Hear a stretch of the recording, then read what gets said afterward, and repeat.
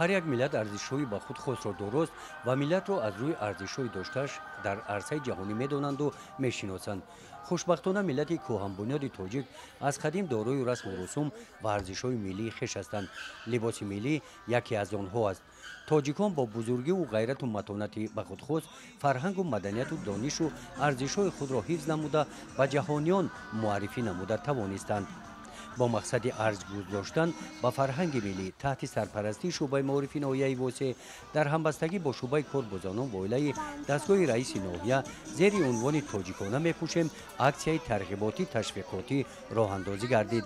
در هوای مساعد فصل بهار عالم افروز با عنوان ناحیه واسه با بر نمودن لباس‌های ملی شینم و زیبای خود برای معرفی لباس‌های ملی و سیر و گشت و تماشای منظره‌های گل و گلگشت باغ فرهنگ استراحتی مرکز ناحیه برآمدند. زیبی دختر تاجیک لباسی ملی من طراحی را دوست می‌دارم. این لباسی ببر کرده خودم را خودم دوختم. در عائله ما همه لباسی ملی را دوست می‌دارند. قابل قید است که با تشبوس پیشوای ملت محترم امام رحمان اطلس و چکن همچون متاع ملی زیبا و شینم پذیرفته شده و فهرست میراث فرهنگی بشریت داخل گردید که این هم شهادت از تمدن‌داری و قدیمی بودن ملت تاجیک درک می‌دهد.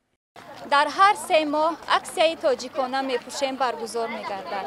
هدف از این برنامه احیای لباس ملی میباشد. لباس ملی زیب دختر تاجیک است. معرفگر خلق و ملت است.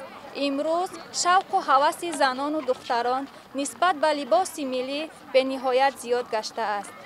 طور شهر دادند هدف از برگزاری چنین چاره‌بینی این بلند برداشتن حس ملی دختران نسبت به لباس ملی میباشد. اطلس و ادرس سوخت، چکن ختلان، گلدوزی رشک، لباس زیبای بدخشان زیبنده هر دختر تاجیک است.